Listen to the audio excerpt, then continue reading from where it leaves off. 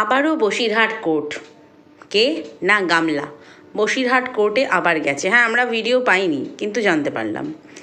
এই যে কোর্ট কাচারি, এদিক থেকে বাবাও মানে বাচ্চার বাবাও তার ভিডিওর মাধ্যমে কন্ট্রোভার্সিয়াল কিছু ছুড়ে দিচ্ছে, আর এদিক থেকে মা গুপচুপ গুপচুপ করে মানে বাচ্চার মা অনেক কিছুই করছে। কিন্তু কি করছে, যাই হোক, যেটা আমার মনে হয়েছে সবটা তোমাদের সঙ্গে শেয়ার করব। তার আগে বলি, সবাই নিশ্চয়ই খুব ভালো আছো, আমিও ভালো আছি। আরও একটা নতুন ভিডিওতে তোমাদের সকলকে জানাই স্বাগত। আজকে বাচ্চার মা ভিডিও দেয়নি, অর্থাৎ গামলা ভিডিও দেয়নি আজকে। আর গতকাল এবং আজ সব মিলিয়ে কিন্তু কোথাও না কোথাও কন্ট্রোভার্সির ছোঁয়া রেখে গেছে বাচ্চার বাবা।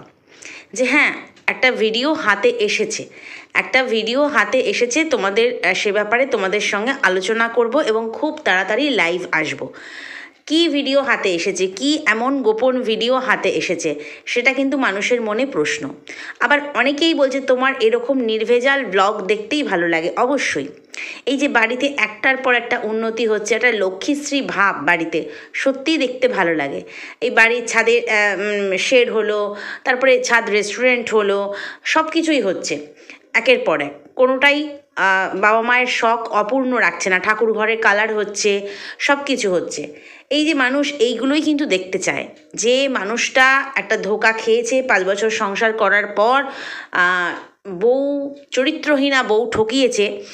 তো সেক্ষেত্রে সেই স্বামীর বাবা মা সন্তানকে নিয়ে এগিয়ে যাওয়াটাই সবাই দেখতে চায়। কিন্তু তার ফাঁকে ফাঁকে কেন এই কন্ট্রোভার্সির ব্যাপারগুলো অনেকেই মেনে নিতে চায় না। একজনের কমেন্ট দেখেছি, নাম বলতে অসুবিধে নেই, উনিও আমাকে মাঝে মাঝে কমেন্ট করতেন, সুজাতা ব্যানার্জি যত সম্ভব। উনিও আমাকে মাঝে মাঝে কমেন্ট করেছেন যখন আমি ভিডিও করেছি, এখন কমেন্ট করেন না। তো যাই হোক, কমেন্ট করেছি যে তোমার কন্ট্রোভার্সি, তোমার ব্যাপার, তোমার ডিভোর্স হোক আর যেই ব্যাপারই হোক, আমরা জানতে চাই না। কারণ মানুষ কি বলতো, আজকে প্রায় 2 বছর আমরা জানতে চাই না, তুমি তোমার মধ্যেই এগুলো রাখো, আমাদের জেনে এগুলো কাজ নেই। হ্যাঁ, ওনাকে অনেক বাজেভাবে অনেকে রিপ্লাইও দিয়েছে।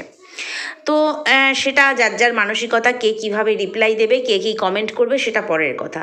কিন্তু সত্যি কথাই, আমরা আজকে 2 বছর এই যে টপিক, এই যে কন্ট্রোভার্সিয়াল টপিক প্রায় 2 বছর ধরে চললো, সেখানে ওরা নিজেরা তিতিবিরক্ত না হলেও অনেক দর্শক কিন্তু তিতিবিরক্ত হয়ে গেছে।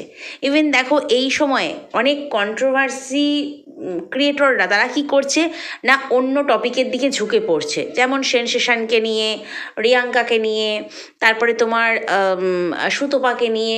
কেন না, একঘেয়ে লাগছে তাদের কাছেও ব্যাপারটা। কিন্তু এরা ব্যাপারটা কি চাইছে না, যতদিন আমাদের ডিভোর্স না হয়, যতদিন এই কোর্ট কাচারি কেস চলে, ততদিন মানুষ আমাদের ভিডিও দেখবে। আর যখন আমাদের ডিভোর্স হয়ে যাবে, তখন আমরা দুপক্ষ আলাদা হয়ে যাব, নর্মাল ভিডিও আসবে।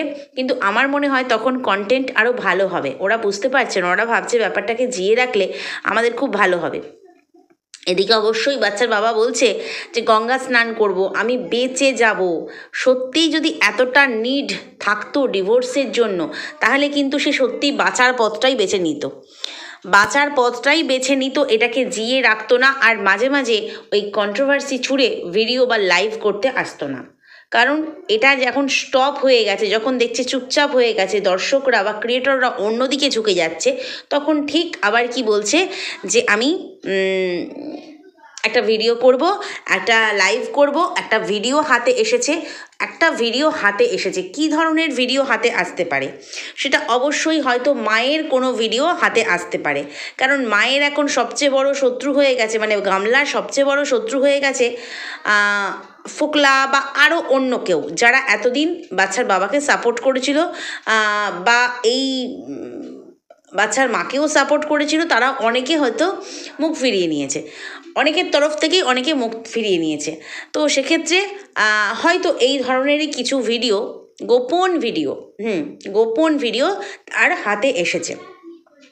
তো সেই ভিডিওর ব্যাপারেই আমরা আলোচনা শুনবো এবং খুব তাড়াতাড়ি লাইভে আসবে এগুলো নিয়ে বলতে। আচ্ছা, সত্যিই কি মানুষ যখন কন্ট্রোভার্সি করে, মানে ক্রিয়েটররা যখন কন্ট্রোভার্সি করে, ভিউয়ার্সরা যখন আজে বাজে মানে নেগেটিভ কমেন্ট করে, তখন সে মেনে নিতে পারে না। মানে বাচ্চার বাবার কথা বলছি। তখন সে মেনে নিতে পারে না, তখন কন্ট্রোভার্সি ক্রিয়েটারদের খোঁচা মেরে, দোগলা বলে, মানে আজে বাজে কথা বলে, নিজের ঔদ্ধত্য দেখিয়ে তখন ভিডিও করে। কিন্তু এইগুলো যদি ভিডিওতে আনে তাহলে কিন্তু কি হবে না, আবার কন্ট্রোভার্সি শুরু হবে, আবার ভিউজ আপ হবে। আর সেগুলো জানে, সেই জন্যই আগে থেকে ছোঁয়া দিয়ে রাখলো। আমি দেখাবো দুদিন পর, বা ভিডিও করব দুদিন পর, বা লাইভ করব দুদিন পর, বাট টাইটেলে আমি খেলে যাব। নর্মাল ভ্লগ দেবো, বাট টাইটেলে আমি খেলে যাব। এতে কি লাভ হচ্ছে জানি না, হয়তো কিছু লাভ হচ্ছে, না হলে কোর্ট কাচারির ব্যাপার এত কেন ওয়াইটিতে এসে মানে বলবে। আর সত্যি কথা বলতে ওয়াইটিতেই যেন সবটা হয়। এই দেখো সেও এসে ওয়াইটিতে বলছে, ওয়াইটিতে এটা নিয়ে ঝড় উঠছে, ওর ভিউজ বাড়ছে, কন্ট্রোভার্সি ক্রিয়েটারদের কন্টেন্ট হচ্ছে, সবারই তাই, যেন ওয়াইটিটাই একটা বিচারালয়। ভাই, তুমি গোপন ভিডিও হাতে পেয়েছো, সেটা নিয়ে আলোচনা না করে তুমি তোমার কাছে গোপন রাখোই না, গোপন রাখোই না। তুমি তো নাকি বউ বেচু নয়, তুমি তো কি বলবো, সবটা তুমি নির্ভেজাল ব্লগ দিতে চাও। কিন্তু যখনই এরপরে কন্ট্রোভার্সি ক্রিয়েটাররা সেটা নিয়ে কিছু বলবে, তখনই কন্ট্রোভার্সি ক্রিয়েটারদের রুজির ব্যাপার, তাই তোমার সম্বন্ধে আজে বাজে কথা বলছে। তুমি তোমার গোপন ভিডিও পেয়েছো, সেই ভিডিওটা নিয়ে তুমি গোপনে রাখো, তুমি গোপনে যে আইনি কাজ পরামর্শ চলছে, কাজ চলছে আইনি, সেখানে তুমি সেগুলোকে প্রেজেন্ট করো বা সাবমিট করো। সেগুলো ওয়াইটিতে এসে সেটা নিয়ে আলোচনা করবার তো দরকার নেই। আলোচনা করতে গেলেই তো সমালোচনা শুরু হয়, এটাই হচ্ছে কথা। কিন্তু দেখলাম যে মানুষের সেই ব্যাপারে আর আগ্রহ নেই। একজন দুজন ছাড়া সেটা নিয়ে কেউ উচ্চবাচ্য করেনি যে হ্যাঁ হ্যাঁ বলো, হ্যাঁ হ্যাঁ করো, হ্যাঁ হ্যাঁ এই করো, রহস্য ফাঁস করব, হ্যান করব। অবশ্যই সে বলেনি যে গামলার ব্যাপারে কোনো রহস্য ফাঁস করব। তো যাই হোক, তবে গোপন ভিডিও এসছে সেটা কিন্তু সে বলল। আগের দিন বলল রহস্য ফাঁস করব, তারপরে হলো গোপন ভিডিও হাতে এসেছে। তো এবারে বলি, এই যে 2 বছর ধরে কোর্ট কেস চলছে, এতে কি মনে হচ্ছে জানি না, এদের ইগোর লড়াই যেহেতু চলছে, সেক্ষেত্রে এদের একটাই কথা মনে হয় যে আমি এই কোর্ট করছি, কেস করছি, জিতি হারি যাই হোক, অপরপক্ষকে যেভাবেই হোক দমাতে হবে। এটা গামলার ক্ষেত্রেও এবং এই বাচ্চার বাবার ক্ষেত্রেও। কারণ গামলার মা আজকে ভিডিওতে বলল, এই তো সমস্ত রান্নাবান্না করছি, রান্নাঘর থেকে শুরু করছি, যথারীতি যেরকম দেখা এখানে মাছ ডাল হ্যান ত্যান শাক ঠাক রান্না হচ্ছে, বাড়িতে লোকজন আছে, হাসাহাসি চলছে, এই সমস্ত হচ্ছে। তো যা তাড়াতাড়ি রান্না করছি, কারণ মেয়ের নাম করে বলল মিনা খেয়ে দিয়ে বেরোবে, বসিরহাট কোর্টে যাবে। মানে এই যে কোর্ট কাচারি প্রতিদিনের নিত্যদিনের মধ্যে একটা রুটিন হয়ে দাঁড়িয়েছে। কোর্ট কাচারি এগুলো কারা করে? যারা বুদ্ধিমান তারা করে। কোর্ট করা মানেই কি আমার ডেট পড়লো, আমি ঘুরতে গেলাম, কি হলো না হলো এসে ভিডিওতে আপডেট দিলাম, মানে ওয়াইটির ভিডিওতে এসে আপডেট দিলাম, হয়ে গেল। তারপরে যে এই যে টাকা, একটা কেস করতে বা কোর্টের ডেট পড়লেই যে উকিলকে টাকা সেটা দিতে হয়, আমরা খুব ভালো করে জানি। ডেট পড়া মানেই উকিলরা হাত পেতে বসে থাকে, এটা আমি খুব ভালো করে জানি। তো সেক্ষেত্রে এই যে টাকা পয়সা দেওয়া, ডেট পড়া মানেই টাকা দেওয়া, কোর্টে দৌড়ানো, সময়ের ব্যাপার, হ্যারাসমেন্ট, এই জিনিসগুলো দুপক্ষেরই হচ্ছে। তো আমার মানে এটা আমার ব্যক্তিগত ধারণা যে খুব তাড়াতাড়ি মিটিয়ে নিলে মানে নিজেরাও যেমন বাঁচে, দুপক্ষই নিজেরাও যেমন বাঁচে, তেমনই এই সমস্ত ওই যে টাকার যে শ্রাদ্ধ যাকে বলে, অবশ্য টাকা যদি থাকে না, কথায় আছে যদি টাকা না থাকে নিজের বাবারও শ্রাদ্ধ হয় না, আর টাকা যদি থাকে তাহলে ভূতের বাবার শ্রাদ্ধ হয়। তো এরা এই 2 বছর ধরে কিন্তু ভূতের বাবারই শ্রাদ্ধ করছে এই কোর্ট কেস করে, নাহলে মিউচুয়াল ডিভোর্স সেটা অতি সহজে অনায়াসে হয়ে যেতে পারে। তো আর গয়নার ব্যাপার যেটা দেখলাম, যে গয়না সবই তারা ছেড়ে দিয়েছে, সবই ছেড়ে দিয়েছে। মানে বাচ্চার বাবা বলছে শুধু যেটুকু ভিডিওতে বলেছিল সেটুকু দিলেই হবে, এবং সেটা লাইভেও ম্যাডাম বলেছিল।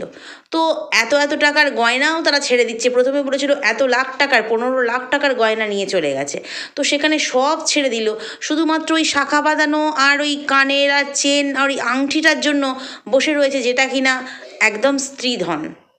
তো সেই জন্য ডিভোর্সটা আটকে রয়েছে, না অন্য কোনো ব্যাপার আছে?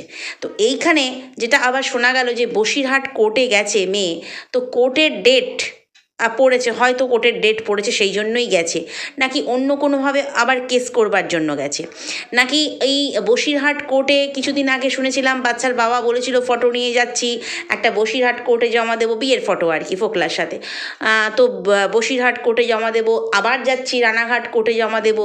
তো সেই কেসেরই কোনো সুরাহা করতে, মানে কোনো ডেট পড়েছে বা কোনো লিগ্যাল ব্যাপার, সেই জন্যই কি গামলা আজকে কোর্টে গেছে, মানে আজকে মানে এটা হয়তো গতকালের ভিডিও, ওর মা আজকে যেহেতু দিয়েছে, কিন্তু কথা হলো কোর্টে গেল কার সঙ্গে গেল? কারণ ওর মা যায়নি বাড়িতে, একবারও বললোও না যে আমি গিয়েছিলাম কোর্টে। তো জানি না, ওটা কালকে মেয়ের ভিডিও আসলে অবশ্যই ওটা মেয়ের কন্টেন্ট, মা তো দেখাতে পারবে না বা দেবে না। কারণ আমরা যেখানেই দেখেছি, যেখানেই মা মেয়ে গেছে, মা শুধু ওই রাস্তা গাড়ি থেকে বেশি বসে ওই রাস্তাটাই দেখিয়েছে, মেয়ে সবটাই দেখিয়েছে।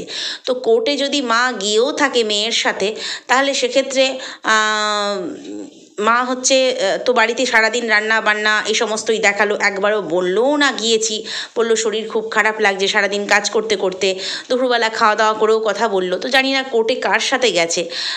তো সেক্ষেত্রে হতে পারে, যেমন এই যে কিছুদিন আগে আমরা শুনেছিলাম বকের বউ ওর সঙ্গে গেছে, এর আগে যে কোর্টের ডেটটা পড়েছিল 6 তারিখে, বকের বউ গিয়েছিল, পরবর্তীকালে আমরা শুনতে পেয়েছি।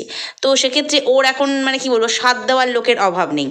তো ওর এখন মা না গেলেও চলবে, যখন মা যায় তখন আমাদেরকে কন্টেন্ট করে দেখায় যে মা আর আমি যাচ্ছি, আমি বড় অসহায়, তো মা আর আমি যাচ্ছি। তো হয়তো কোর্টের ভিডিওটা আসবে, তার কারণ হচ্ছে ওকে তো কন্টেন্ট করতে হবে, হয়তো আগামীকাল আসবে, কারণ ও তো মানে একদিনের ভিডিও একদিনে দিয়ে উঠতে পারে না, দুদিনের ভিডিও একসঙ্গে কন্টিনিউ করে মানে জোড়া লাগিয়ে তারপরে হচ্ছে একদিনে দেয়। তো সেক্ষেত্রেই হয়তো আমরা কোর্টের ভিডিওটা এখনও পর্যন্ত পাইনি বা আসেনি, বা হয়তো দুদিন পরে আসবে। তো আজকে বসিরহাট কোর্টে ওর মা বলল যে রান্নাবান্না করে দিচ্ছি, মেয়ে খেয়ে যাবে। তার মানে ওর মা সাথে যায়নি, তাহলে কে গিয়েছিল আমি সাথে জানি না। তবে এই যে কোর্ট কাচারি, আমার মোদ্দা কথা হচ্ছে এই যে কোর্ট কাচারি, বসিরহাট কোর্টে মেয়ে দৌড়চ্ছে, কদিন পর হয়তো রানাঘাট কোর্টে এর আগে গিয়েছিল, এরপরে এই যে বাইগেমি যে কেসটা হয়েছে সেটার জন্যই হয়তো বসিরহাট কোর্টে গিয়েছে। কারণ আমরা শুনলাম বাচ্চার বাবার মুখ থেকে যে নতুন করে এই ফটো মটো জমা দিয়ে বসিরহাট কোর্টেও একটা হয়েছে, রানাঘাট কোর্টেও একটা হয়েছে। তো রানাঘাট কোর্টে আমরা দেখেছিলাম মামার বাড়ির থেকেই গিয়েছিল, বসিরহাট কোর্টে কিন্তু তারপরে আর আমাদের যাওয়া দেখায়নি। তারপরে এই বসিরহাট কোর্টে কিন্তু গেছে আজকে, যেটা কিনা ওর মা বলল। তো সেক্ষেত্রে আমার কাছে একটাই কথা, এই যে একটার পর একটা কেস সহজে ছাড়া যাবে না, সহজে ছাড়বো না, এতে মনে হয় দুপক্ষেরই টাকা পয়সা খসছে, মাঝখান থেকে মুনাফা লুটছে অন্য কেউ বা অন্য কারা, তাতে নিজেদেরই ক্ষয়ক্ষতি হচ্ছে। ওই যে বললাম একটাই কথা, টাকা থাকলে ভূতের বাবার শ্রাদ্ধ হয়, তো সেক্ষেত্রে সেটাই হচ্ছে। তাহলে একটা ডিভোর্সের কেস সেটা অতি সহজে অতিভাবে হয়ে যেতে পারে, মানে অতি সহজভাবে হয়ে যেতে পারে, সেটা এত জলঘোলা করে জানি না মাঝখানে কোন কোন মাথা ঢুকে এদেরকে ভুল বুঝিয়ে আরও প্রসেসটাকে লেন্দি করছে, আমার জানা নেই। মনে হচ্ছে কেউ তো অবশ্যই কলকাঠি নাড়ছে, কারণ এখানে শুনি সবাই সবার পিছনে কলকাঠি নাড়ে, সবাই সবার পিছনে কি বলবো কিছু না কিছু করে। তো যাই হোক, আমরাও বুঝতে পারি কার পিছনে কে কলকাঠি নাড়ে, যাই হোক সেটা নাই বা বললাম, সবারই জানা সবারই বোঝা, কিন্তু মনে হয় আখেরে কোনো লাভ হয় বলে মনে হয় না। এবার ও একটা পাল্টা কেস করবে, তারপরে ও একটা পাল্টা কেস করবে, এই করতে করতে না ছেলেটার ভবিষ্যৎটা মনে হয় বেশি হ্যাম্পার হবে। কারণ ডিভোর্স হয়ে গেছে, বাবা মার সম্পূর্ণ আলাদা থাকে, ছেলে বাবার কাছে থাকে, একটা স্বাভাবিক ব্যাপার। কিন্তু ডিভোর্স না হয়ে এই বছরের পর বছর কেস চলা, বছরের পর বছর ধরে এই একই কি বলবো হেডেক মাথায় নেওয়া, সেখানে যেমন ছেলের ভবিষ্যৎটা নষ্ট, এদিক থেকে দুজনের ভবিষ্যৎটাই নষ্ট। তো সেক্ষেত্রে জানি না এদের সুবুদ্ধি কে দেবে বা কারা দেবে জানি না। কথা যদি হয় যে সোনার জন্য ডিভোর্স আটকে যাচ্ছে, তাহলে আমার মনে হয় যদি ওইটুকু সোনাই চেয়ে থাকে তাহলে গামলার কাছে নেই কেন? আর গামলার তাহলে কি বেচে ফোকলার গর্ভে ঢুকিয়ে দিয়েছিল, মানে কি পেটে ঢুকিয়ে দিয়েছিল, বা তার মায়ের গর্ভে ঢুকিয়ে দিয়েছিল মানে খরচপাতির জন্য? আর যদি ওইটুকু সোনাই চেয়ে থাকে তাহলে আশা করি গামলা টাকা জমিয়ে অনায়াসে টাকার অ্যামাউন্টটা দিয়ে দিতে পারবে, ঠিক আছে? কারণ ওই শাখা বাঁধানো আমরা হাতে দেখেছিলাম, এমন কিছু সোনা নেই, ফুল সোনা। এটার মধ্যে অনেকেরই দ্বন্দ্ব আছে, যেখানে বলেছিল না ওর মায়ের সোনা শাখা বাঁধানো নিয়ে গেছে, ময়ূর মুখ করা হ্যান ত্যান অনেকেই বলেছিল, কিন্তু তারা বলেছে সেকেন্ড ভিডিওটা অনুযায়ী যেই শাখা বাঁধানোটা আমরা দেখেছিলাম, মানে বাচ্চার বাবা বলেছিল সেকেন্ড ভিডিওতে দেখিয়েছে, তো সেই শাখা বাঁধানোটা কিন্তু এই গামলার হাতে সবসময়ই থাকতো, ওটা গামলারই শাখা। তো ওই সামান্য শাখা চেন এগুলোর টাকা অনায়াসেই ও ব্লগিং এবং এই যে একটার পর একটা প্রমোশনাল ভিডিও করছে, সেগুলো থেকে অনায়াসে আশা করি টাকার অ্যামাউন্ট দিয়ে দিতে পারবে। যদি 15 লাখ টাকারও গয়না নয় সেটা বুঝতে পারছি, তো যাই হোক, সব যদি ছেড়েও দেয়, আবার অপর পক্ষকেও বলি, সবই যখন ছেড়ে দিচ্ছে, তারা গঙ্গা স্নান করবে, ডিভোর্স হলে বেঁচে যাবে, তাহলে সামান্য ওই শাখা বাঁধানো আর চেন আংটি, ওই সামান্য জিনিস ফিরে পাওয়ার জন্য এত কিসের উদগ্রীব? তাহলে আমার মনে হয় সত্যিই যদি বেঁচে যায়, গঙ্গা স্নান করে, অচিরেই ব্যাপারটাকে বন্ধ করা উচিত। কারণ মানুষের মধ্যেও সেই একটা একঘেয়েমি ব্যাপার চলে এসেছে। নিজেদের জীবনে কি এই একঘেয়েমিটা আসেনি? জানা নেই। তবে কিসের জন্য গেল আজ বসিরহাট কোর্টে, এটা বোঝা যাচ্ছে যে বাইগেমি কেস যেটা হয়েছিল সেটারই হয়তো ডেট ফেট কিছু একটা পড়েছে, যেহেতু রানাঘাট কোর্টে খুব তাড়াতাড়িই পড়ে গেছে। ডেট না পড়ুক, কোনো একটা লিগাল প্রসেস বা যাই হোক কিছু একটার জন্য কিন্তু আজও গিয়েছিল, এটা পরিষ্কার বোঝা গেল। তো চলো, এটাই তোমাদেরকে বলবার ছিল। ভিডিওটা এখানেই শেষ করি। নেক্সট ভিডিওতে আবারও কথা বলবো। যদি কোথাও ভালো লাগে, লাইক, কমেন্ট, শেয়ার, সাবস্ক্রাইব করে সঙ্গে থেকো। টাটা।